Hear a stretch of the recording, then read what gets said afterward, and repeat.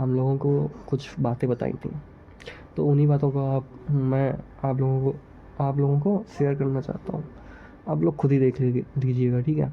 काफ़ी लोगों ने सोच रहे होंगे कि ब्लैक ब्लैक क्यों आ रहा प्राणियों में से आपको कुत्ते, बिल्ली, सुअर, चमगादड़, पशु, पक्षी, पेड़ पौधे, कीड़े, नाली के कीड़े, कुछ भी मिल सकती है। ऐसा नहीं है कि आज जो देश का राजा है वो नेक्स्ट टाइम अपने ही घर के अंदर एक कीड़े बन के भी जन्म ले सकता है। कुछ भी।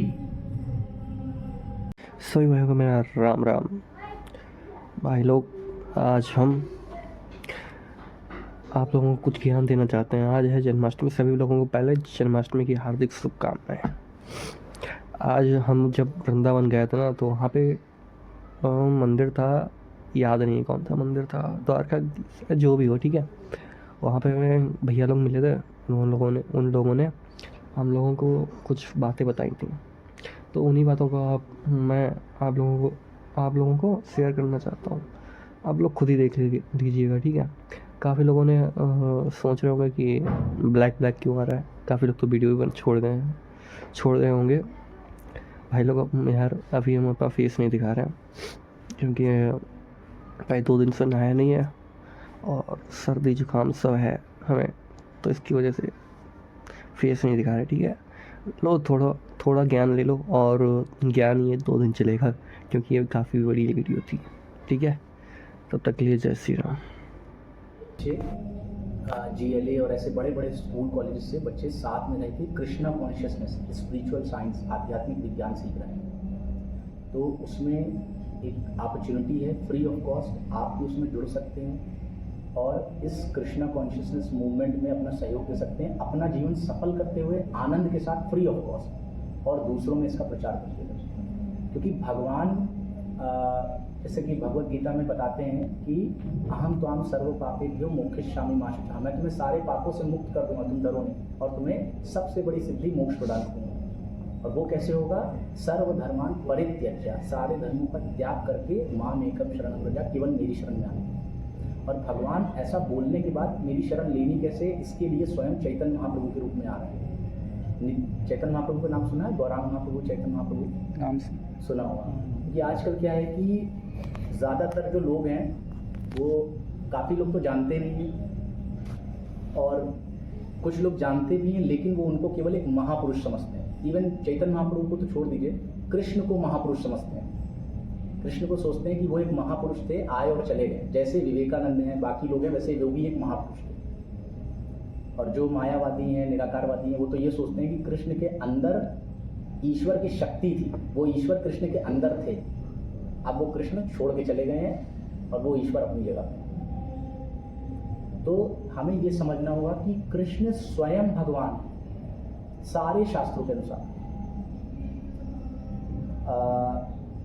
वेदों में उपनिषद हैं करीब 1180 उपनिषद थे, फिर 240 हुए, फिर 108, और फिर 9 और कुछ 10 ऐसे आचार्यों के हैं। और उसमें एक उपनिषद 4 ऐसे तापनी उपनिषद हैं, गोपाल तापनी उपनिषद, त्रिपुर तापनी उपनिषद, नरसिंह तापनी उपनिषद और राम तापनी उपनिषद। तो उसमें गोपाल तापनी उपनिषद में पहले अध्याय के पहले ही श्लोक में ब्रह्मा जी से पूछ लिया, वेद ने पूछा, कहा परमो देवा, कौन है परम भगवान? और वेद ने ही जवाब दे दिया, श्री कृष्णो वही परमम दैवतम, कृष्ण परम भगवान, नाम के साथ, इतना स्पष्ट। फिर ब्रह्मा जी भी बता रहे हैं ब्रह्म संहिता में, ईश्वरः परमः कृष्ण।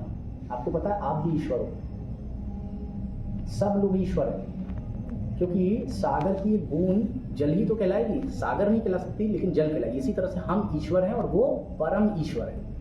हम भी भगवान हैं और वो परम भगवान है, क्योंकि हम उस परम भगवान का अंश हैं, हम भी सच्चिदानंद हैं, ठीक है। तो ईश्वरों में परम कौन है? कृष्ण।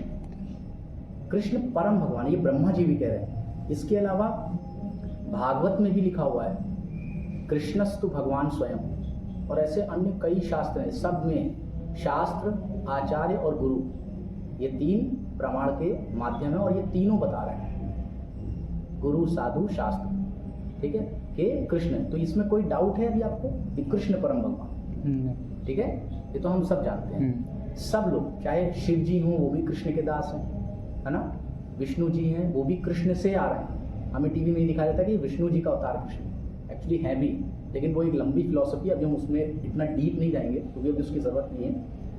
तो कृष्ण परम भगवान है और कृष्ण की ही शरण हमें लेनी है। किस लिए लेनी है? क्योंकि 4 दुख ऐसे हैं जो हम हर जन्म में झेल रहे हैं। वो 4 दुख बता सकते हैं क्या है? सुना है कभी? या आपके हिसाब से जीवन में सबसे बड़ा दुख क्या है? कोई ऐसा दुख है जो आप समझते हो कि मेरी समझ से ये जीवन का सबसे बड़ा दुख है? हाँ, एक्सपेक्टेशन दुख है। हाँ, कई बार एक्सपेक्ट करते हैं, नहीं होता है तो हाँ, एक्सपेक्टेशन है, ये भी बात सही है। वन ऑफ मिजरीज एक्सपेक्टेशन भी है, क्योंकि एक्सपेक्टेशन हम कभी एक्सपेक्टेशन एक्चुअली अगर नहीं करेंगे तो आधी प्रॉब्लम तो ऐसे ही सॉल्व हो जाएगी। सही बात है। एक्सपेक्टेशन रखते हैं कि मेरी पत्नी मेरे प्रति ऐसा होना चाहिए, मेरा पति मेरे प्रति ऐसा होना चाहिए, मेरे बच्चे ऐसे होने चाहिए, मेरे माता पिता, मेरे दोस्त ऐसे होने चाहिए, हाँ, मेरे टीचर्स ऐसे होने चाहिए। और वही एक्सपेक्टेशन जब नहीं पूरी होती तब हमें बहुत हार्ट होता है।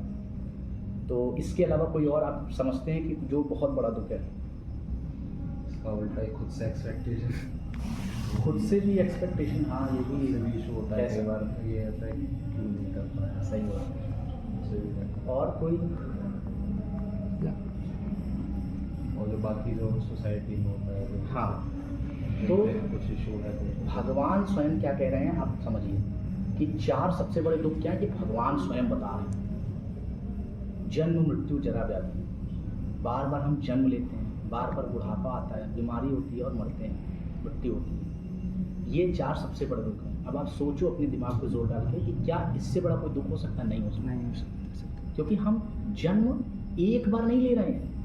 लोग इस बारे में सोच ही नहीं रहे हैं कि हम मरने भी वाले हैं और किसी भी समय मर सकते हैं। भी आप प्लेन का एक क्रैश वाला सुना था? हाँ, प्लेन में जब सेफ नहीं है, ट्रेन में सेफ नहीं है, ट्रेन का भी एक्सीडेंट हो रहा है, प्लेन का भी हो रहा है, बसें भी गिर रही हैं, हाँ, कोई कहीं सुरक्षित नहीं, ना किसी जगह सुरक्षित है और ना किसी माध्यम के थ्रू कुछ। तो मृत्यु किसी भी समय आ सकती है और लोगों को ये चीज़ लगती है कि सब मर रहे हैं लेकिन मैं कभी नहीं मरूंगा, मेरे साथ ऐसा कभी नहीं होगा। युधिष्ठिर महाराज ने ये चीज़ स्वयं बताई कि कितने आश्चर्य की बात है कि लोग मर रहे हैं लेकिन फिर भी उसको सीरियसली नहीं लेते हैं कि हम मरने वाले, जीवन का सबसे बड़ा सत्य है ना।